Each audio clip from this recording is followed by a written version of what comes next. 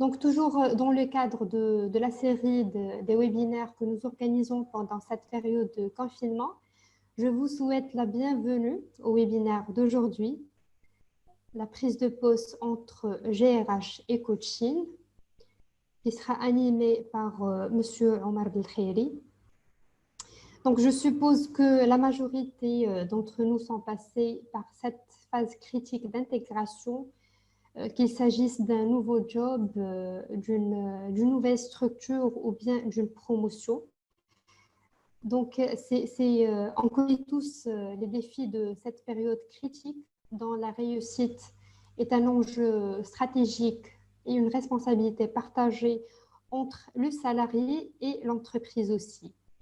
Le rôle spécifique de la DRH, la direction RH, a sans doute son influence. Il repose principalement sur les pratiques RH telles que la formation ou bien l'évaluation, mais aussi sur des nouvelles pratiques d'accompagnement faisant appel au coaching. Donc aujourd'hui, j'ai tout le plaisir de recevoir M. Omar Belkhairi, professeur universitaire, consultant senior et coach en entreprise. Merci pour votre présence avec nous aujourd'hui, M. Belkhairi. Ça fait grand plaisir. Merci à toi. Donc, avant de vous céder la parole, j'aimerais bien noter que l'échange sera ouvert à la fin de la présentation.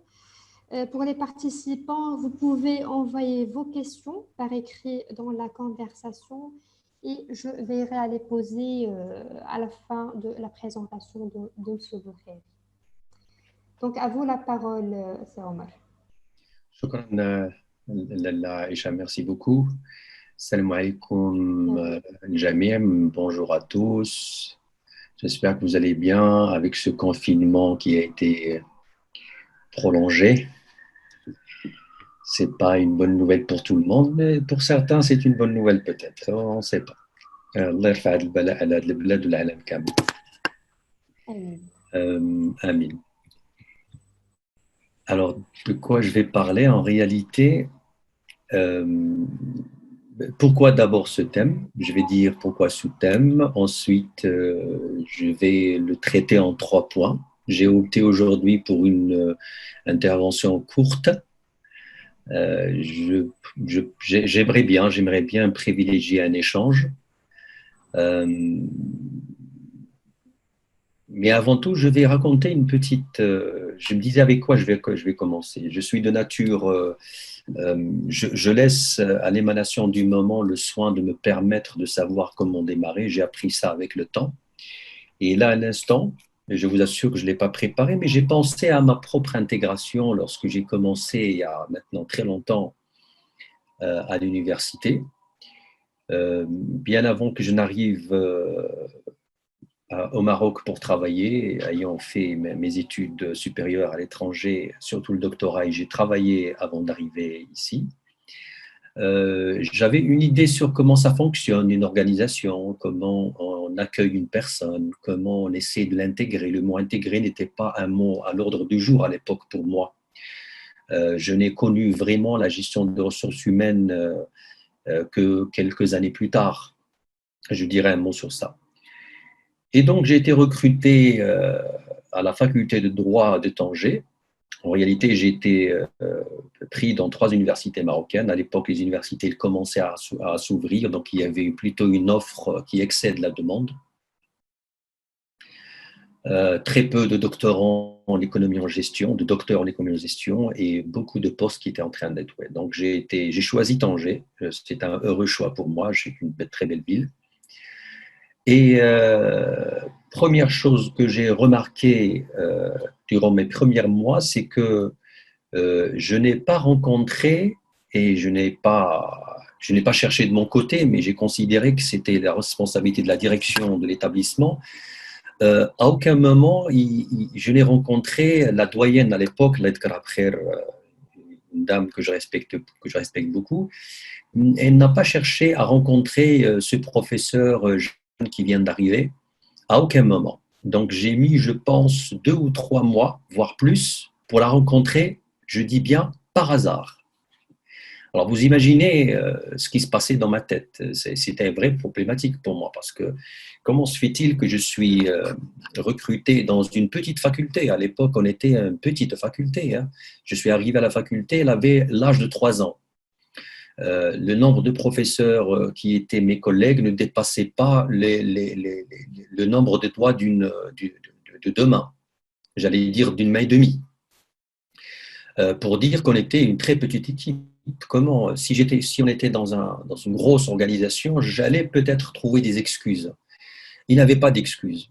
Donc, je peux considérer que c'est une intégration absolument ratée. Puisque dans l'organisation qui est l'université, dans une faculté, c'est une organisation comme une autre. Pour moi, elle ressemble absolument à une entreprise. Elles n'ont pas les mêmes objectifs en termes de logique marchande, mais ils ont toutes les deux, la production, un coût et un output, donc une production.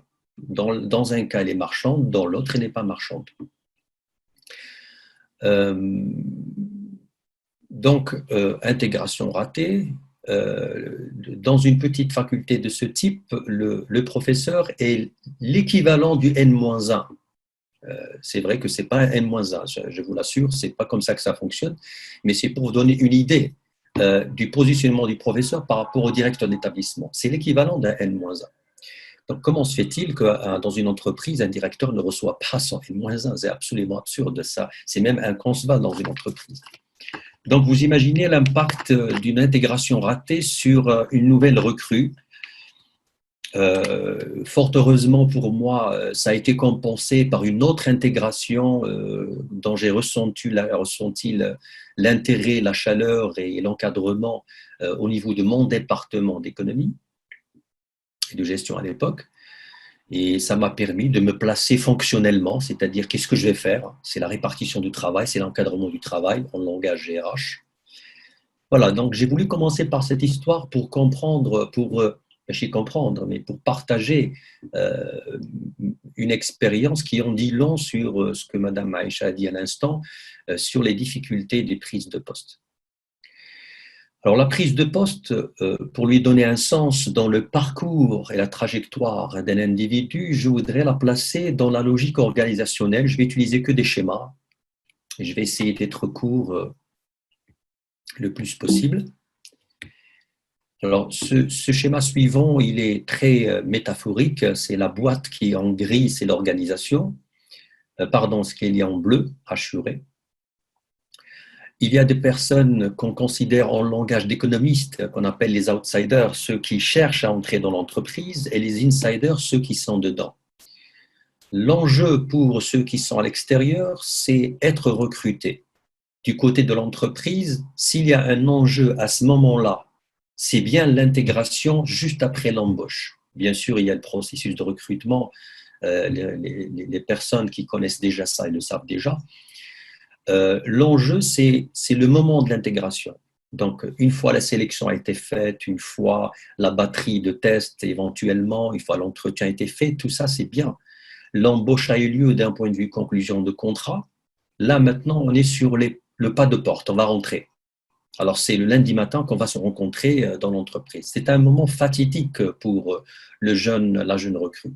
C'est à partir de ce moment que commence l'intégration. L'intégration n'est pas un moment, c'est un processus que certains appellent la sociabilisation organisationnelle notamment.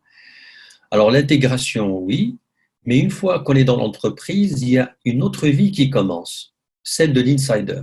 Alors j'ai donné ces deux flèches pour parler des mobilités dites verticales et des mobilités dites horizontales, en sachant qu'il y a des mobilités obliques, mais ce sont des dérivés des deux, hein, donc on va pas, ça dépend des organismes. On va rester dans les appellations assez classiques.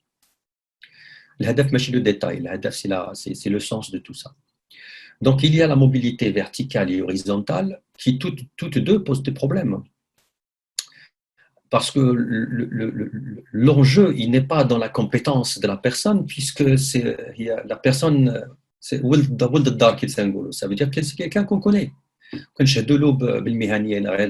puis, on pense à lui donner et permettre une promotion, la flèche vers le haut. on lui donne la promotion et on se rend compte plus tard des difficultés qu'il a à se positionner vraiment dans ce poste. L'enjeu pour l'entreprise au niveau d'un insider dans sa mobilité, c'est de l'accompagnement. Donc l'intégration, c'est quelque chose qui est réservé, on va dire, aux premières semaines de vie, voire de jours de vie dans l'entreprise. L'accompagnement, c'est quelque chose qui va demeurer, qui devrait demeurer en poursuivant la trajectoire des différentes ressources humaines que nous avons à l'entreprise. Alors, comment réagir à l'entreprise? Mais avant cela, quelles sont les difficultés? Les difficultés, a priori, il n'y a pas de statistiques, hein, pas de statistiques au Maroc, de petits sondages, des petits magazines par-ci, par-là qui donnent des idées. Il n'y a pas de statistiques, impossible d'en donner d'un point de vue scientifique, je veux dire. Mais quand on lit la presse électronique à l'étranger, la presse électronique spécialisée dans le management, on donne des chiffres selon des enquêtes par-ci, par-là. Ils n'ont pas de crédit scientifique, mais ils ont une grande importance en termes d'indicateurs. Alors, selon ces indicateurs, on nous dit par exemple que on réussit moins la prise de poste quand on est en mobilité interne que lorsqu'on est en intégration. On vérifiera dans l'entreprise marocaine s'il y en a quelqu'un qui peut témoigner dans son entreprise. Dans les deux cas, le taux de réussite de l'intégration et de l'accompagnement n'atteint jamais les 100%. C'est jamais réussi. 100%, c'est un idéal. Mais ça n'atteint pas, sur les statistiques, ça n'atteint pas les 80%. Donc, au moins 2 sur 10 ne réussissent pas. Je dis bien au moins. Je suis dans la sympathie quand je dis au moins 2 sur 10 ne réussissent pas. Et puis, on le voit par des indicateurs révélateurs. L'indicateur le plus fort, c'est la séparation dans une période d'intégration. Et l'indication le plus fort dans la prise de poste en mobilité, c'est l'accumulation des conflits, des problèmes entre cette personne à qui on a fait confiance, mine de rien. Parce que la promotion, c'est une prise de. C'est lorsque on a donné de la légitimité à cette personne-là pour devenir un chef, en guillemets. Et bien, l'accumulation des problèmes communicationnels, de conflits, etc., etc. Comment répond l'entreprise? Alors, elle répond, s'agissant de la problématique du passage de situation outsider à insider, elle répond généralement par une batterie d'outils et de processus pour s'assurer du bon profil qui va intégrer l'entreprise. Façon de dire, si on réussit à avoir une très bonne personne en termes de potentiel, de compétences, elle a de grandes chances de s'intégrer. Oui, c'est vrai, mais partiellement. Parce que c'est une vision étriquée, restrictive, parce que l'intégration ne dépend pas que de la compétence métier. Mais l'entreprise, elle met en place un certain nombre de choses pour y aller. Et puis, du côté mobilité interne, la plupart du temps, selon mes simples observations, je ne me positionne pas dans ce webinaire comme un donneur de leçons. Ça, ce n'est pas ma nature ni mon objectif. Je sais que la science c'est tout ce qu'on sait, ça reste relatif. Mais dans mon partage d'expérience, selon le vécu dans les entreprises, souvent la formation, elle émerge en premier comme moyen pour accompagner cette mobilité verticale et horizontale. Lorsqu'il s'agit de mobilité horizontale, c'est une formation souvent orientée le métier lui-même, puisqu'elle est horizontale. Généralement, c'est un changement de fonction à une autre.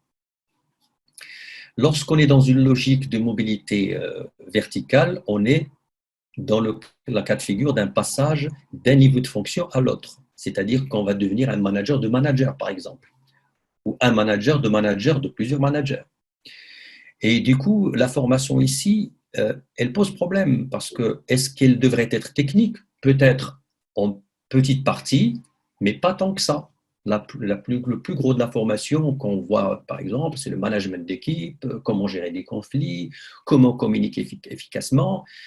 C'est des choses dont on a besoin vraiment lorsqu'on s'élève en niveau de fonction, en sachant que plus on s'élève dans les niveaux de fonction, et plus on s'éloigne du corps de métier lui-même. C'est-à-dire que le quotidien, c'est des réunions, c'est du pilotage, c'est de l'orientation, c'est de la communication, c'est des confrontations. Donc, on est très loin, par exemple, de la logistique si je suis logisticien, ou de la mécanique si j'étais mécanicien, ingénieur en mécanique, des choses comme ça. Donc, vous voyez bien que la prise de poste, les enjeux d'ILA, ils s'éloignent de plus en plus du métier lui-même. Mais ça reste la base. Je ne l'évince pas. Comme ça, vous me comprenez pas mal. Bien.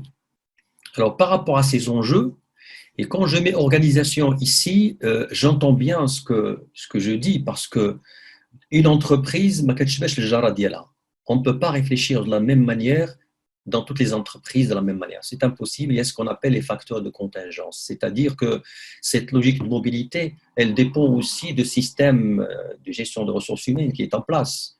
Il y a des petites boîtes, des grandes boîtes, des boîtes internationales, des boîtes maroco-marocaines, le leadership du patron, le leadership du DRH, la puissance du syndicat ou pas, la nature du métier, le secteur, tout ça, c'est des clivages qui vont faire la différence de l'approche de la notion de prise de poste d'une entreprise à l'autre. Bien. Alors, ce qui m'amène à la question de dire, mais alors, quel est le rôle des compétences dans tout ça? Que vous compreniez mieux la slide suivante, je reviens pour positionner ici. Pendant que je parlais de ces deux images qui sont en face de vous, j'ai positionné l'importance des compétences en début de carrière et j'ai parlé aussi de l'importance des compétences en pleine montée de carrière. Mais ils ne sont pas de même nature, ces compétences. Ce qui justifie pourquoi je vais parler un peu de l'évolution de la notion de compétence dans l'entreprise et qu'est-ce que ça va apporter comme réaction de l'entreprise pour faire face à cette problématique de prise de poste.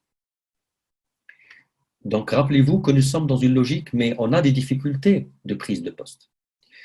Mais pour cela, il faut se mettre en tête un peu cette perspective qui est en face. Moi, je la vois comme une perspective, hein, c'est une question de perception. Nous avons au cœur la notion du facteur travail qui est une appellation d'origine économiste qui réduit l'homme, avec grand H, les femmes comprises, à un simple outil de production. C'est devenu ressources, etc. J'ai un séminaire que je vais faire ce samedi prochain où je fais une approche beaucoup plus globale de cette histoire-là.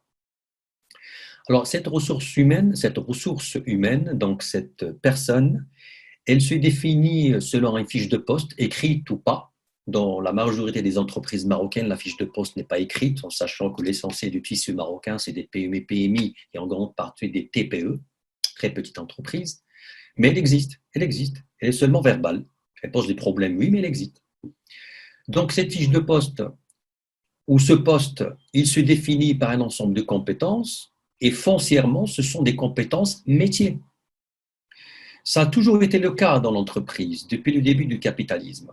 Sauf que tout à fait au début, on est dans une logique taylorienne, une logique fordiste, où on ne parlait pas compétences. On utilisait plutôt le mot qualification dans le monde francophone.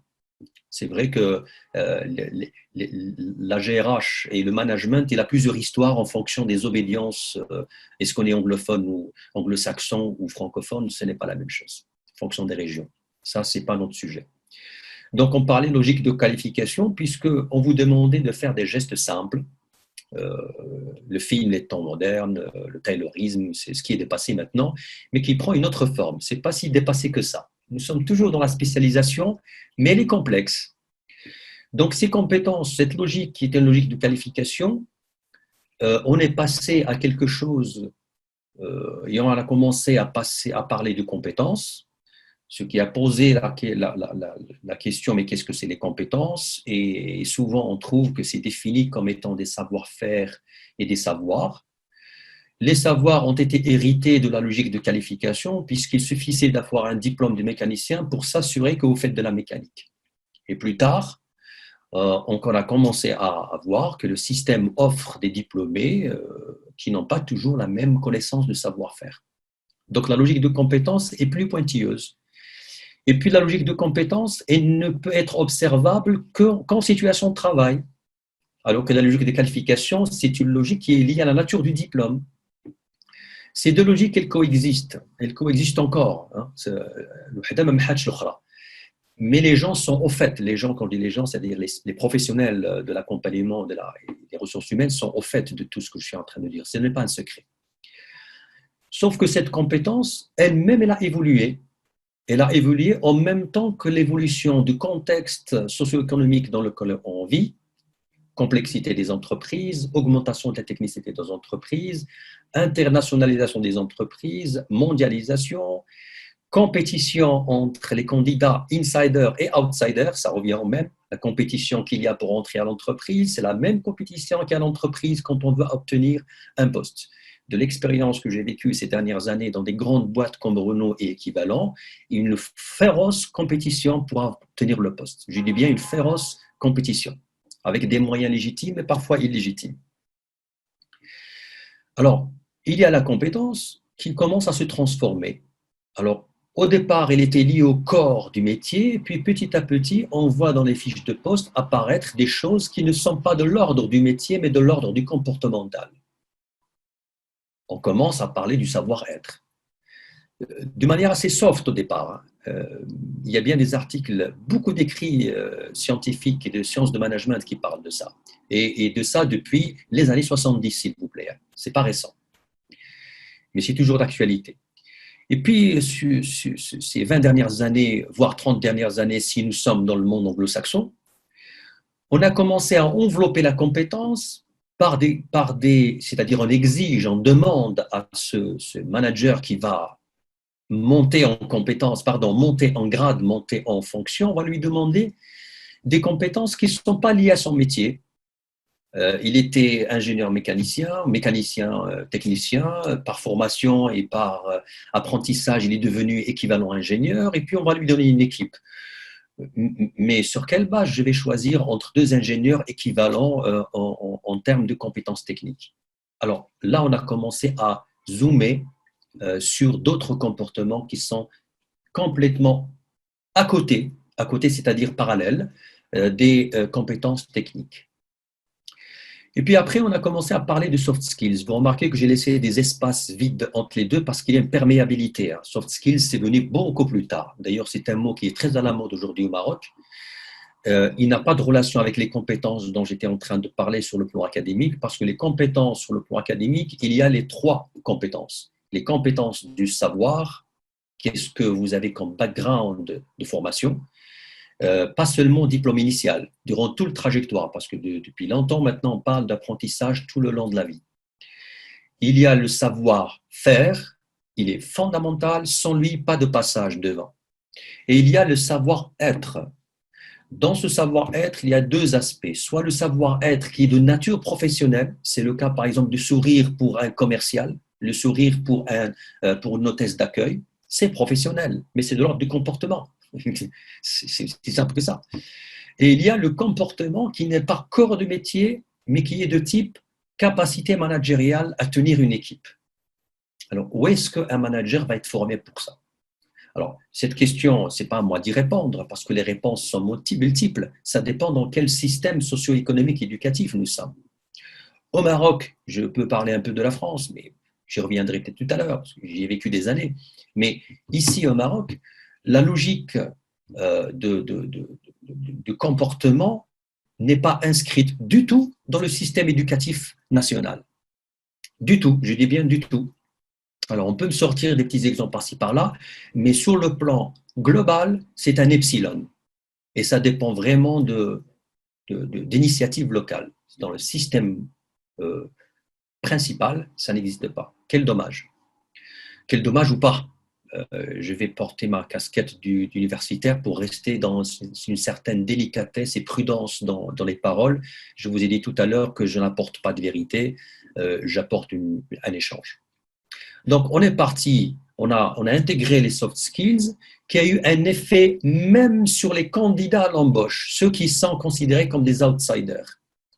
Ça a commencé en Europe, à l'époque où j'étais encore étudiant et je voyais un peu les jeunes autour de moi pour chercher un boulot lorsqu'ils sont diplômés. ils mettent un point d'honneur à avoir le maximum de bénévolat dans leur CV. Je vous parle des années 90, à l'époque déjà, maximum de bénévolat. Pourquoi? Parce que le bénévolat était très bien perçu et vu par les entrepreneurs qui vont embaucher. Ils voient dans le petit jeune, le jeune, un certain nombre de compétences que l'université ne donne pas. C'est quelque chose qui est en train d'arriver au Maroc. Les soft skills, non seulement maintenant, tous les accompagnateurs, coachs, consultants, éducateurs, ceux qui s'occupent des jeunes, professeurs à l'université, on leur dit, moi-même compris, on leur dit, mais occupez-vous de compétences au-delà de ce que l'école vous donne. Faites les stages, etc., c'est bien, mais impliquez-vous dans les associations, faites de l'initiative, etc., et montrez-le dans votre CV.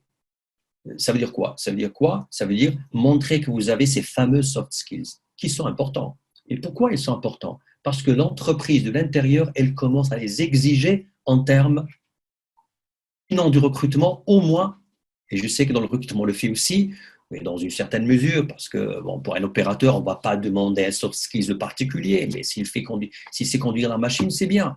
Mais pour qu'il devienne un chef d'unité ou un chef d'équipe, on va lui demander probablement un certain nombre de compétences. Ce n'est pas systématique ce que je dis là. Hein. Justement, les managers les plus bas niveaux de management dans les entreprises, on ne s'occupe pas d'eux correctement, à mes yeux, selon mon expérience, qui reste très limitée, au Maroc, ou du moins, je n'oserais même pas dire le Maroc, à Tanger, dans sa région. Et puis, on est passé à une autre logique maintenant qui est très récurrente, qu'on observe beaucoup, c'est comment est-ce que on va au-delà des soft skills pour les formaliser dans des approches formatives au sein de l'entreprise, j'en parlerai tout à l'heure, et qui touchent au développement personnel du manager, dans une logique de prise de poste. Donc, la compétence, vous voyez comment elle s'est transformée. Elle s'est transformée énormément. Et puis, la définition du mot compétence d'un DRH à l'autre, ce n'est pas la même.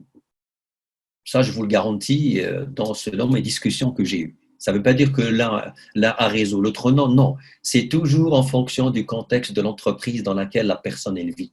Et elle a raison. Le ici et maintenant est important dans l'entreprise. OK? Si on a compris cette transformation dans la logique de compétences, j'ai bien insinué clairement que la demande de l'intérieur de l'entreprise est de plus en plus importante de ces aspects au-delà des compétences corps de métier. Alors, comment répond la gestion de ressources humaines à ce besoin ou à ces difficultés de prise de poste? Alors, tout d'abord, il y a un système, dans le meilleur des cas, ce n'est pas toutes les entreprises qui sont comme ça, et je ne vais pas parler de l'ensemble des processus RH, de GRH, il y en a plusieurs, mais je vais pointer ceux qui sont le plus en lien avec cette logique de prise de poste. D'abord, c'est un postulat assez accepté, très accepté intuitivement par les DRH, c'est qu'un bon recrutement augmente les chances d'une bonne trajectoire dans l'entreprise. Je vais dire trajectoire dans plusieurs entreprises, parce que c'est le cas des générations d'aujourd'hui, des plus jeunes et moins jeunes. Donc, le recrutement est un processus. S'il est bien fait, il augmente les chances d'avoir ces éléments dont j'ai parlé tout à l'heure en termes de soft skills, etc., ce qui permet plus tard d'augmenter les chances d'obtenir un bon manager dans sa prise de poste. Il y a l'évaluation, je fais exprès de sauter la formation, il y a l'évaluation. Toutes les entreprises ont l'évaluation, mais elles n'ont pas toutes le même objectif. Ça, ce serait un peu dupe de croire qu'ils ont le même objectif. Parce qu'il y a l'évaluation des performances, toutes les entreprises ont ça. Mais il y a l'évaluation des compétences, des comportements et des choses comme ça. Et puis, la promotion, soit elle est formalisée dans un véritable système du GPEC, de gestion prévision des emplois et des compétences, et ça, ce n'est pas le cas de beaucoup d'entreprises, même ici à Tanger. Les grandes, oui. Mais on peut toujours avoir un système de promotion. Plus il est petit et moins formalisé, et plus les erreurs de prise de poste sont imminentes. Donc, quand on met en place un GPEC, c'est justement pour accompagner demain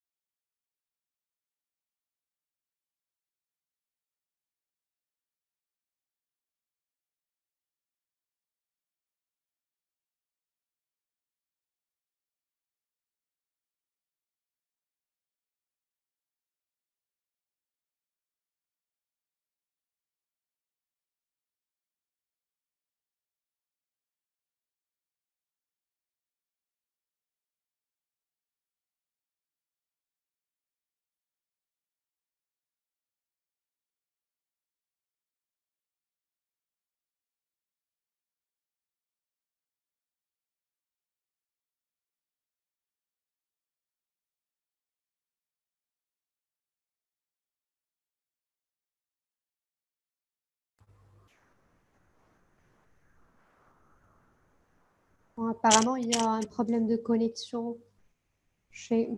Omar Belkhairi. On va attendre quelques minutes.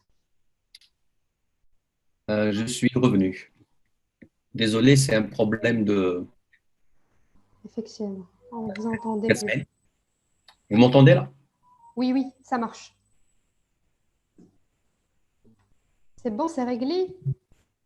Oui, oui, j'ai basculé sur la Wi-Fi en espérant qu'elle lire parce que nous sommes une famille, parce que les enfants qui sont à l'école et puis ma femme qui travaille avec. La réponse de la GRH, c'est ce que vous voyez côté gauche de ma diapo, en face de vous. C'est un ensemble de processus qui sont, et je ne vais pas faire c'est pas la peine de parler du détail, mais ce sont des choses qui sont essentiellement centrées sur le métier. Ça, c'est la pratique qui le dit.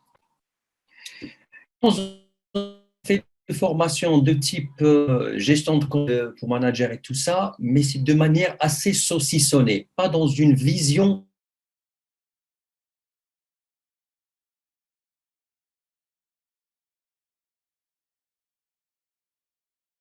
celui qui va recevoir leur demande et à discuter avec eux, je vois bien que la compréhension d'un certain nombre de responsables ressources humaines de ce qu'ils demandent n'est pas exactement ce qu'il y a comme contenu.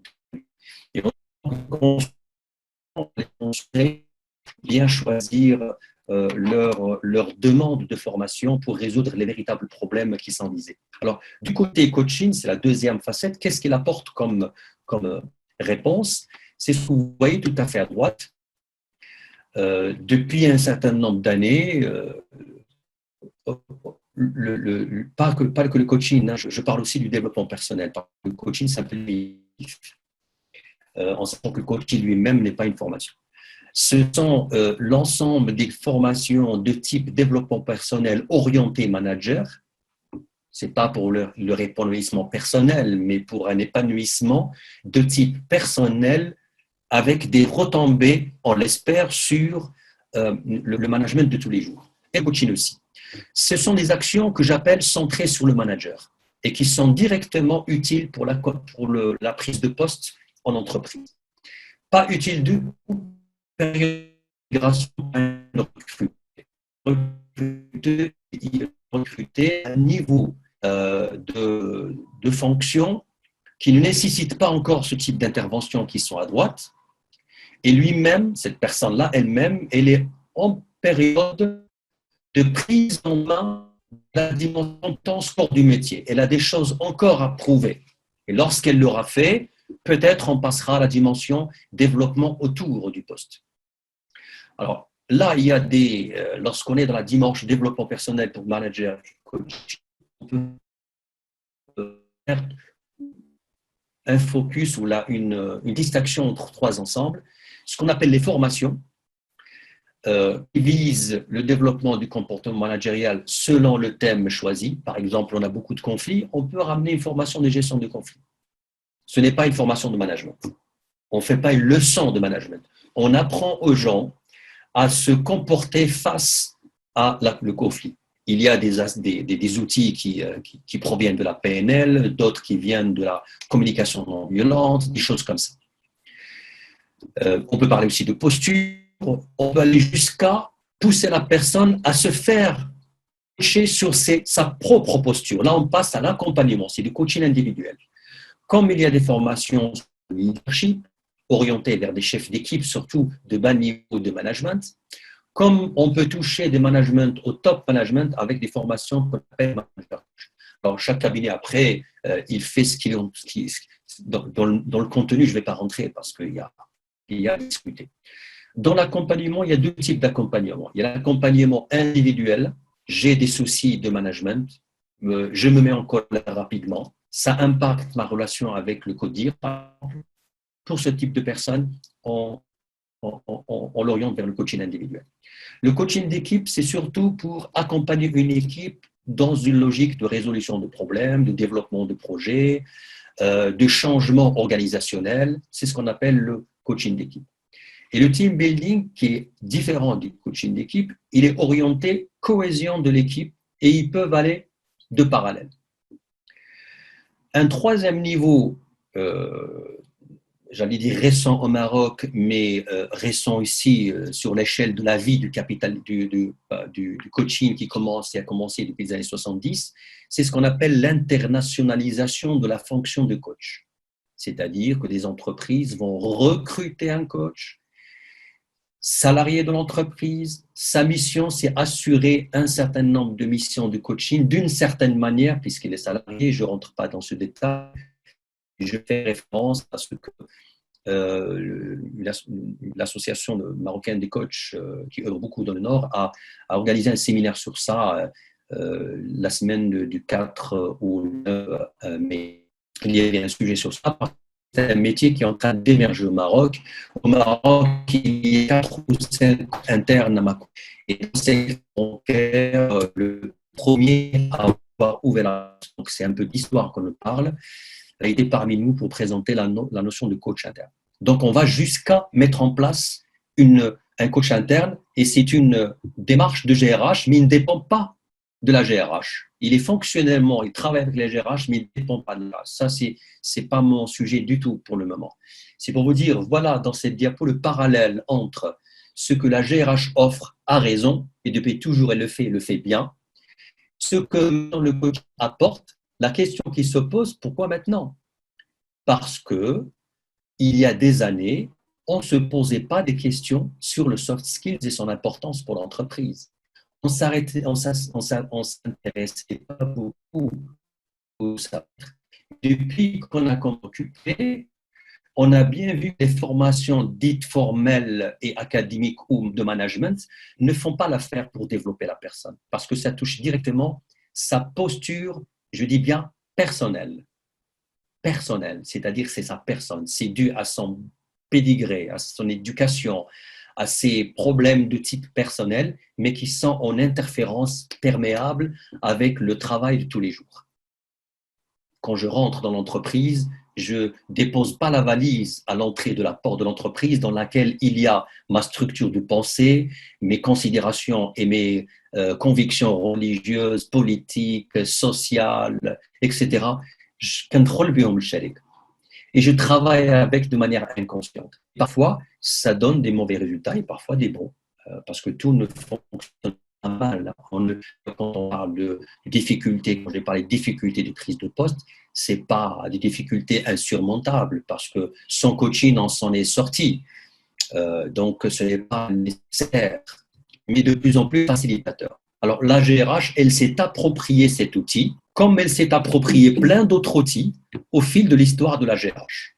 Des outils de la communication, des outils, avant qu'il ne devienne social, il était comptable et financier, des outils de psychologie des années 70, pour ne pas dire début du 19e siècle, du 20e siècle, et maintenant des outils de coaching. La GRH, en fait, est un vecteur intégrateur de tout ce qui est utile pour aller vers la performance de l'entreprise. Voilà, donc je pense que je vais m'arrêter là sur ma présentation pour éventuellement échanger et j'espère que je n'ai pas trop tardé. Combien de temps j'ai fait le live? Alors, ça fait presque 40 minutes, au même mois, 35 à 40 minutes. Très bien, très bien. Ouais. Donc, je vous invite à poser vos questions, pour ouvrir le débat. des questions faciles, s'il vous plaît. Matsaouch.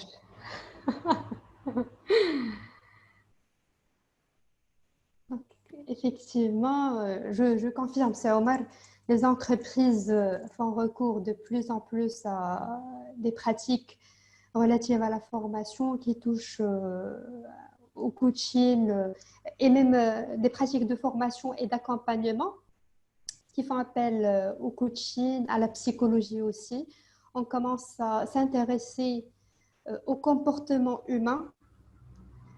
On mise sur le savoir-être et aussi bien sûr sur le savoir-faire. Donc, une question. Bonjour, c'est Omar. Les techniques et outils. Est-ce que vous pouvez partager avec nous quelques techniques et outils de coaching, toujours dans le cadre de la prise de poste?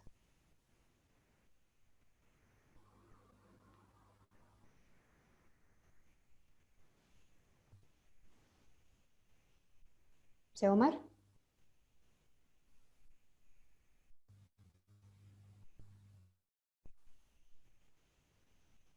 C'est Abslam, si vous voulez juste préciser la question, est-ce que c'est la différence entre les deux éventuellement vous cherchez entre-temps, je vais répondre rapidement à la question de Sri Khalid. C'est la RSE, désolé, je n'ai pas écrit le mot en détail, c'est par des formations professionnelles. C'est la responsabilité sociale ou sociétale des entreprises. C'est lorsque les entreprises, elles s'occupent de choses dans son environnement, par exemple la protection de l'environnement, la vie dans le quartier dans lequel elle se trouve et des choses comme ça. Comme elle peut s'adresser aussi du bien-être de ses salariés qu'on appelle la responsabilité sociale tout court. Donc, c'est la responsabilité sociétale des entreprises. C'est quelque chose qui dure maintenant depuis plus de 20 ans que ça existe, même plus, depuis les années 70, mais approprié par la GRH, par la fonction RH depuis une vingtaine d'années à peu près.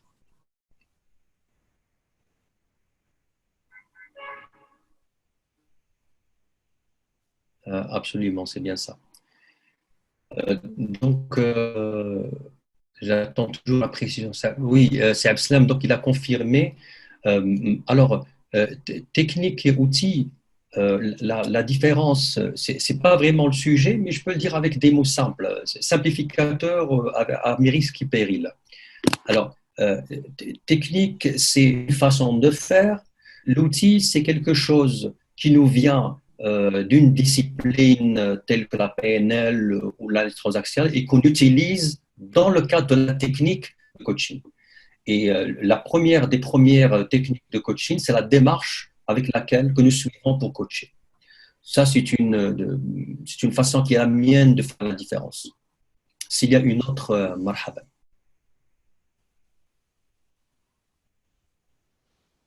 Aïcha, tu me dis, ou là, je lis un peu en même temps? Non, c'est bon, moi j'attends de voir une autre question. Je lis Siba Khadir, quel parcours peut-on suivre afin d'avoir un poste de RH? De répondre directement à cette question, je vais en profiter pour prise de poste justement. Alors, un jeune qui va entrer dans l'entreprise, qui dit dans 5 mois, dans X temps, il va dire dans 5 ans, je veux devenir DRH. Mais c'est une bonne chose.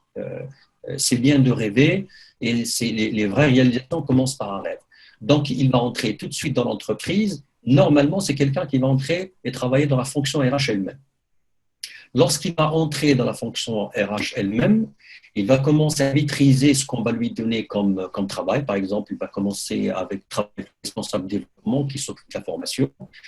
La personne va maîtriser son métier côté développement. Il va en même temps voir qu'il ne connaît pas bien des approches sur la DRH. Donc, il va demander à faire une mobilité horizontale pour passer de la formation au service recrutement, par exemple.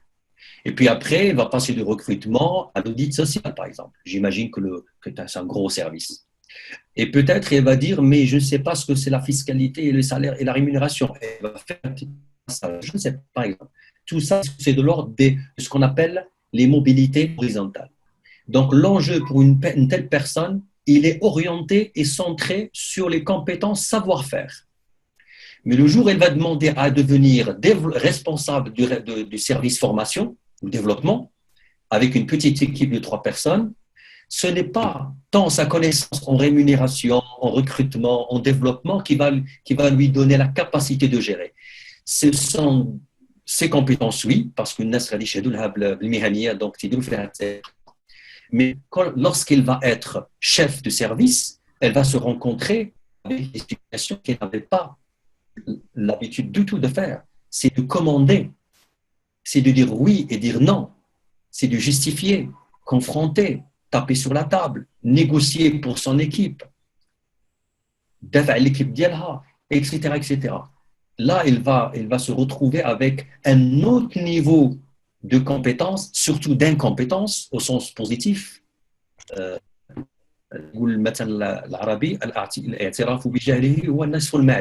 Celui qui ne sait pas est un ignorant encore. Non seulement il est ignorant de ce qu'il ne sait pas, mais en plus, c'est plus grave, il est ignorant parce qu'il ne sait pas qu'il ne sait pas. Donc, il faut, celui qui va devenir demain un DRH, il va passer par ce parcours, cette trajectoire d'apprentissage.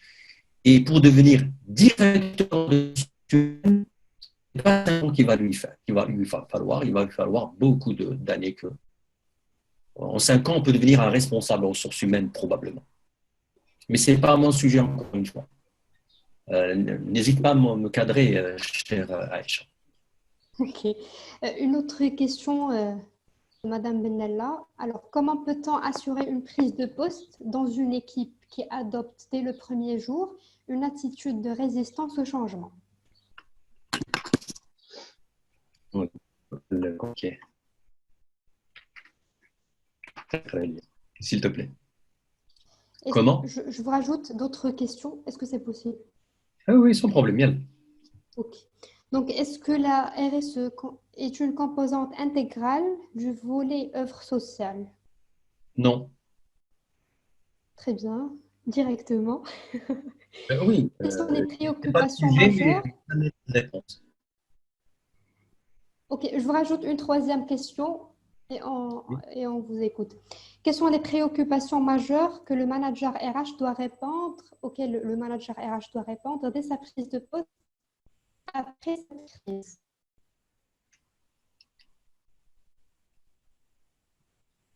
Ça coupe. Mais j'ai vu la question, je l'ai vue de moi, en face de moi. Ok. Alors, il y a 2 questions. Je commence par celle que vous avez notée. Quelles sont les préoccupations majeures que le manager RH doit répondre dès sa prise de poste après cette crise?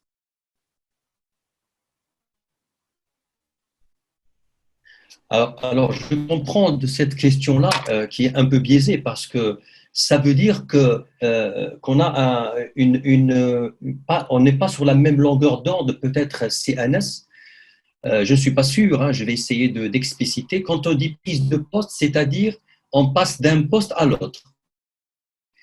Donc, هذا هو المعنى ديال l'intervention كاملة.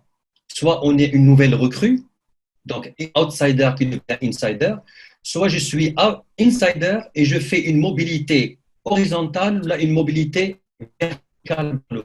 Je passe d'un poste à l'autre.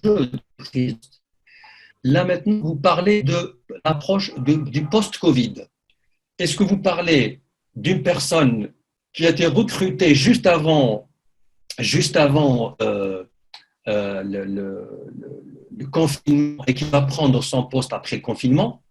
Si c'est le cas, tout ce qu'on a dit, il est valable. La personne, elle va prendre son poste, c'est juste qu'elle a été retardée par un incident de majeur comme celui, force majeure comme celui du Covid-19. Mais si c'est la même personne qui avait déjà son poste avant et qui s'est arrêtée de travailler, qui va revenir pour reprendre son poste, là, on n'est pas dans une poste, on est dans une reprise de poste. C'est le même, avec les mêmes enjeux d'avant. Donc, c'est bien que je fasse cette explication, que vous compreniez la différence. Donc, votre question est difficile d'y répondre. Quelles sont les astuces pour réussir le processus d'intégration du salarié? Alors, si c'est un recrutement pour la première fois, les entreprises, donc c'est une nouvelle recrue, les entreprises qui ont un service de formation et un département qui est élaboré, ils ont mis généralement un processus de recrutement qui est très verrouillé, avec des arguments. Et ensuite, elle a ce qu'on appelle des processus d'intégration. C'est-à-dire que vous êtes embauché, le contrat de travail est bien, vous entrez pour commencer à travailler lundi. Comment on vous prend en charge depuis ce jour jusqu'à un temps T? Ça peut être une semaine, ça peut être 3 semaines après, ça peut être un mois. Chaque entreprise, elle met en place, en fonction des niveaux de fonction, une durée d'intégration dans laquelle elle prévoit à l'avance ce qu'il va faire, ce que cette personne, va faire. J'ai de la formation sur le métier, non, pas sur le métier, sur l'entreprise, sa philosophie, ses valeurs, un tour de table avec l'ensemble des responsables de service éventuellement, un tour de table pour savoir qu'est-ce qui se passe dans l'entreprise, sa culture, et bien des choses comme ça. et puis des réunions, des réunions, des réunions. Donc, il y a assez de choses qui se font.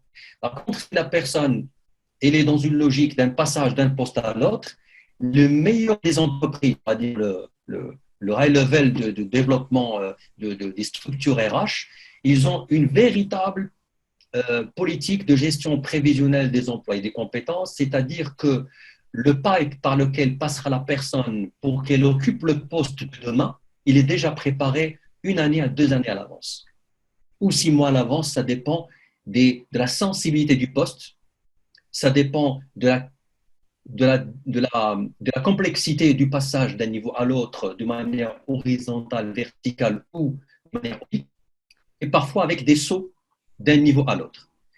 C'est déjà prévu à l'avance, c'est-à-dire il y a un canevas qui est préparé, c'est ce qu'on appelle le référentiel formation à l'entreprise, c'est ce qu'on appelle aussi le système des passerelles ou le système des ponts, si vous préférez. Il est déjà prêt, noté et formalisé par la direction des ressources humaines et il met les budgets pour suivre tout ça. C'est-à-dire que celui qui va prendre la prise de poste le mois de mai 2021, on le sait maintenant, on le prépare maintenant et on prépare la personne. Et dans cette préparation, on peut ou pas intégrer du coaching en fonction du besoin. C'est le DRH qui est toujours en position de discuter avec le manager concerné pour savoir. Oui. Il y a une question par rapport au team building. Quelles sont les activités du team building les plus efficaces? Je suppose pour assurer l'intégration d'une nouvelle recrue. Oui, donc si je prends, si tu m'orientes vers la nouvelle recrue, le team building, c'est pour une sociabilisation, voilà, une socialisation humaine, c'est-à-dire, je le dis avec beaucoup de prudence, c'est-à-dire que moi, je vois mal pourquoi je vais faire un team building avec une personne. C'est un peu difficile à penser et un financier va me taper sur les doigts. Je vais payer un team building pour 20 personnes qui va me coûter tant pour intégrer une personne. Il y a une logique financière derrière aussi. Donc, j'aimerais répondre de manière équilibrée pour dire le team building, il a pour objectif la cohésion d'équipe dans un contexte donné. ماشي كنديروا هكذا وصافي. L'intégration, c'est en contexte. Par exemple, si on fait une nouvelle équipe projet, on voit ça dans les grandes boîtes. Les projets, des personnes qui viennent de plusieurs fonctions, qui sont généralement cloisonnées, mais ils vont travailler pendant un moment. Si le DRH pense que c'est bien de mettre un team building pour باش تبقى هذيك اللحمه الانسانيه je dis bien الانسانيه parce qu'il n'y a pas d'objectif professionnel من غير هذا. On va leur faire un team building pour se connaître et on va l'orienter quelque part. Orienter type de comment on fonctionne, comment moi je partage mes idées, c'est-à-dire نتعرفوا على بعضياتنا باش غدا ملي نخدموا parce qu'on va travailler dur et on va se confronter fort. Donc on est déjà humainement en liaison. Ça peut être une bonne configuration d'utilisation de team building dans une logique de prise de poste dans le cadre d'une équipe projet. Qui projet, c'est un langage qu'on trouve beaucoup dans le câblage, à Renault et entreprises équivalentes. J'ai orienté ma réponse aussi. Super. Je t'en prie, je te laisse continuer la question parce que je suis dépassé par le fil. Pardon? Je suis dépassé par le fil du chat, donc je te laisse choisir les questions. J'y arrive. Oui, bien sûr. Oui, pas de souci. Dans quelle mesure un dispositif de knowledge management mis en place dans une entreprise peut faciliter la prise de poste? Dans la mesure où il est intégré dans le référentiel de formation, lui-même qui fait partie d'une véritable politique du GPEC. Alors ici, on est en plein dedans. On est dans une entreprise qui a bien réfléchi comment intégrer cette dimension dans l'entreprise. Et généralement, c'est des entreprises de type apprenante, c'est-à-dire des entreprises qui produisent la compétence, qui la formalisent, qui la valorisent et qui la réintègrent dans le processus de formation pour leurs salariés. Une autre question, suite à un recrutement, comment peut-on identifier rapidement les compétences à développer ou bien les écarts entre le profil et le poste, dans il y un a objectif d'accompagnement d'une nouvelle recrue dans son parcours professionnel. la question longue, mais ce n'est pas grave, je vais la prendre telle que je l'ai comprise. Une recrue, on lui confie le poste, les possibilités que ça marche ou pas sont plusieurs niveaux. Il y a ce qu'on appelle une problématique d'adhésion, c'est-à-dire d'abord une problématique de communication, c'est-à-dire que le poste a été mal communiqué à la personne. Ça arrive très peu souvent lorsqu'on est dans une logique formalisée avec des fiches de poste, mais ça arrive systématiquement lorsque nous sommes dans une logique où les fiches de poste ne sont pas formalisées. Après, quand vous dites aux salariés de faire ça, vous dites « Ah, mais vous ne m'avez pas dit ça le jour où j'ai été recruté ». Ça arrive souvent. Donc, c'est dans les petites boîtes qu'on voit ça. Mais généralement, les petites boîtes aussi, ils ont des modes de régulation sympathiques. C'est la gentillesse, c'est la sympathie, c'est la relation humaine, c'est le paternalisme aussi. Donc, il peut s'agir aussi d'un écart d'adhésion, c'est-à-dire qu'on m'a bien communiqué le poste, mais il y a certaines parties sombres dans ce poste que je n'aime pas, inconsciemment, que je ne fais pas bien ou que je ne veux pas faire. Ça arrive aussi dans des postes. Comme ça peut être ni l'un ni l'autre, et tout simplement que j'ai du mal à m'acquitter de ma fonction correctement. Là, j'ai un véritable problème de compétence. C'est là où on détecte que la personne, elle est entrée avec un potentiel, elle ne l'a pas exprimé totalement parce qu'apparemment, il a des difficultés à faire des choses. Là, il a un problème de compétence qu'on va compenser par des formations généralement. Là, je suis dans formation et compétences corps de métier. C'est ce qui arrive pour les nouvelles recrues le plus souvent. Je n'ai jamais vu, selon mon expérience dans l'entreprise, où on a commandé un coaching pour une nouvelle recrue. Jamais je n'ai vu ça. Et pour le moment, le coaching est limité pour les managers, c'est-à-dire la pratique des de l'entreprise. Pour une nouvelle recrue, on ne cherche pas à coacher la personne. Je pense qu'il y a du bon sens dans cette idée-là, parce qu'on ne cherche pas les compétences personnelles tout de suite. On cherche d'abord à renforcer le corps des compétences.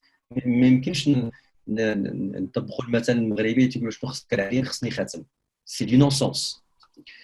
Maintenant, plus la personne elle avance, et plus elle-même elle peut exprimer des choses, comme elle peut demander à devenir plus responsable, donc la reconnaissance par la responsabilité. Et là, généralement, l'accompagnement est important. J'ai répondu à une partie de la question, je pense, du moins. Oui, il y a un petit partage de M. Fahssi. Avec l'avènement du Covid-19, vous ne voyez pas, monsieur, que la logique GPEC sera controversée en cédant la place au upskilling, c'est-à-dire des compétences transversales de plus en plus agiles. Ça dépend, oui, j'en conviens absolument. D'abord, je complète et je m'attraque l'idée.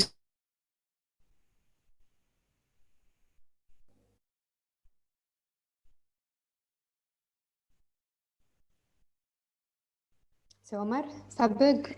Sont On vous entend mal. réalisables. Et maintenant, Oui, c'est mieux. Ça marche. croyez-moi que j'étais en train de parler, hein, je ne faisais pas semblant. Oui, j'étais sûre. Je disais cette question de remise en cause de la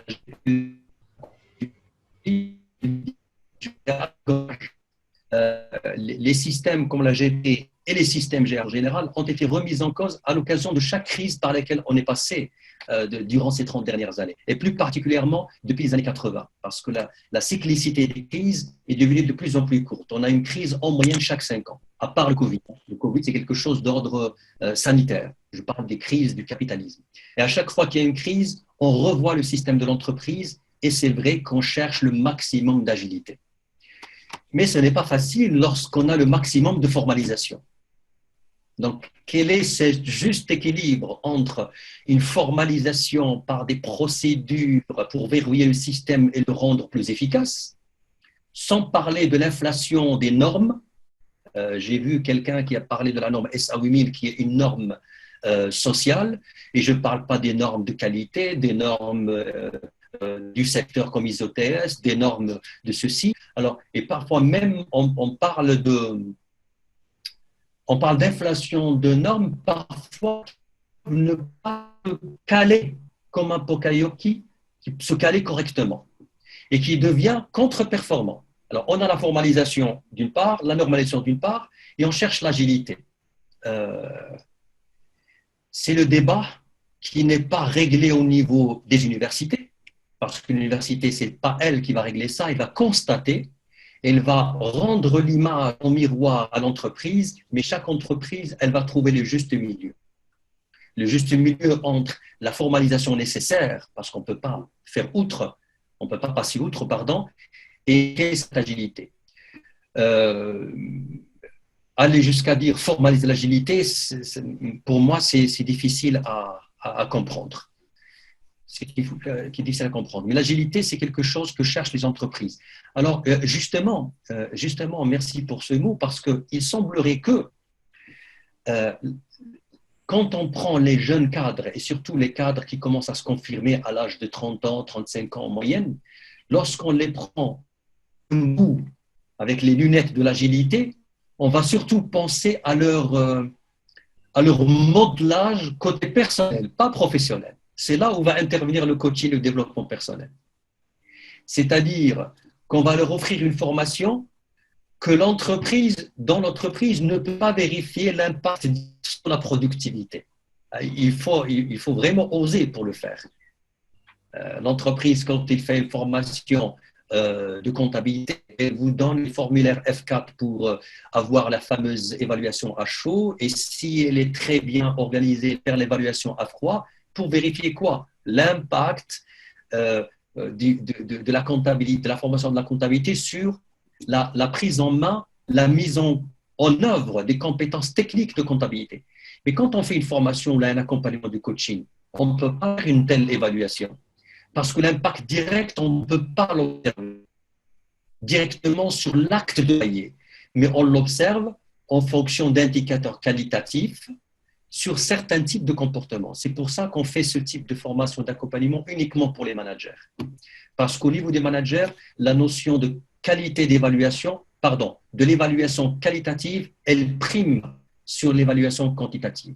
D'autant plus que quand on monte dans l'échelle de la pyramide, on est plus dans ce qu'on appelle l'évaluation bilatérale ou participative, c'est-à-dire un entretien d'évaluation. On va échanger nos points de vue sur mes prestations de poste face à vous, le patron, ou le N+1.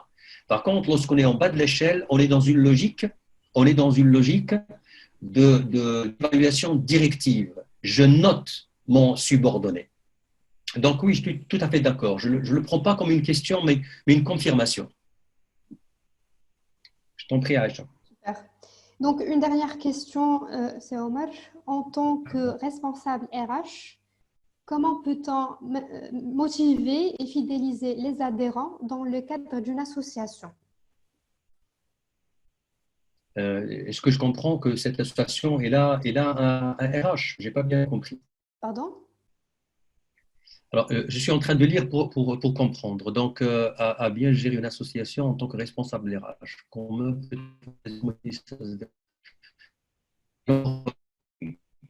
Cette question répondre directement parce que j'ai pas compris certaines des choses. Parce que c'est une association. Est-ce qu'elle a un responsable de ressources humaines? Ça veut dire que c'est une association d'une grande taille, c'est-à-dire qu'elle a du personnel qu'elle a employé, c'est-à-dire qu'il y a des chefs de service et un responsable de ressources humaines. Si c'est le cas, vous me dites oui ou non. Si c'est le cas, je pourrais vous donner une réponse. Et puis, pour fidéliser et motiver, ça, c'est notre sujet. Si vous pouvez, Madame Amal, juste me dire oui ou non, est-ce que je ne cherche pas le nom, je veux juste savoir est-ce que c'est une association de type vrai, organisé avec du personnel qui est… donc c'est ça. Très bien. Donc, je comprends pourquoi il y a un RH. Alors, dans ce cas-là, cette organisation, elle est absolument identique à tous les niveaux avec une entreprise, sauf sur un point, c'est qu'elle est une organisation à but non lucratif.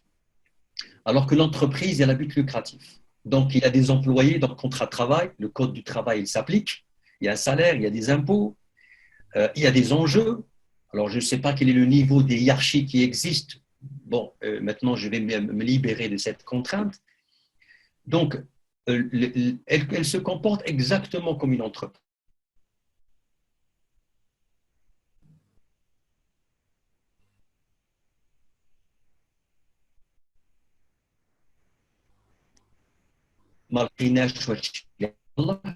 C'est pas votre cas probablement, mais Et Omar, j'essaie de libérer de votre exemple. Oui. on a raté ce que vous venez de dire. Encore une fois, c'est Internet. ودابا كتسمعني؟ Oui, oui, d'abord مزيان. Alors, je disais, dans cette association dans laquelle il y a des personnes qui sont recrutées, il y a un contrat de travail, le coût du travail, c'est exactement comme une entreprise, sauf que l'association est lucrative. Maintenant, comment motiver? C'est la même chose qu'en organisation. Il n'y a pas de secret. Sauf qu'à cette question, je vous assure que les DRH n'ont pas une réponse magique. Parce que la motivation, elle a deux niveaux. Mais chez deux niveaux. Il a deux perceptions. Elle est perçue de deux manières différentes. Et j'ai des thèses que j'encadre actuellement dans le cadre académique et qui travaillent sur ce sujet-là. 4 thèses qui travaillent sur la motivation en entreprise, de plusieurs angles de vue. Il s'est avéré à travers une première exploration que la vision et la perception et le discours, je dis bien discours, du responsable de ressources humaines sur la motivation, il n'a rien à voir avec la perception et le discours de la motivation que véhiculent les managers d'équipe dans l'entreprise, dans la même entreprise, s'il vous plaît. Je parle d'études exploratoires, mais c'est le terrain. Ça nous laisse réfléchir. Mais qui décide de la meilleure technique de recrutement? Qui décide de la meilleure démarche de motiver? Alors, motiver, faire adhérer, nous sommes dans la même systémique. Hein. Et je ne rentre pas dans la discussion académique là-dessus, parce qu'il y a à boire et à manger sur ce sujet-là. Donc, je disais, ça veut dire que nous avons un discours du haut, du top de management, qui réfléchit la portée du management, comment on pense le management, la motivation d'entreprise, et on a la réalité du management de tous les jours. Et bien, les leviers qu'il utilise ou qu'il pense ne sont pas les mêmes. Et c'est dommage que dans des entreprises, on a un discours qui est déconnecté de la réalité de la base. Ça, c'est les premiers résultats qu'on a observés. Ce n'est pas mauvais en soi, mais il faut une connexion entre ces deux choses. Et pour finir avec cette question, je peux vous assurer que même des RH mélangent et font la confusion entre satisfaction et motivation. Ce n'est pas la même chose. Faire par exemple le ftor ديال رمضان الخدامه في الشركات, ce n'est pas de la motivation. Mais moi, j'ai entendu parler des DRH, ils appellent ça un facteur de motivation. Erreur, ce n'est pas un facteur de motivation, c'est un facteur de satisfaction. Et ce n'est pas la même chose. Et oui, il y a ce que la recherche montre et il y a la pratique dans le terrain. Mais c'est la pratique qui prime parce que c'est les gens qui pratiquent qui font.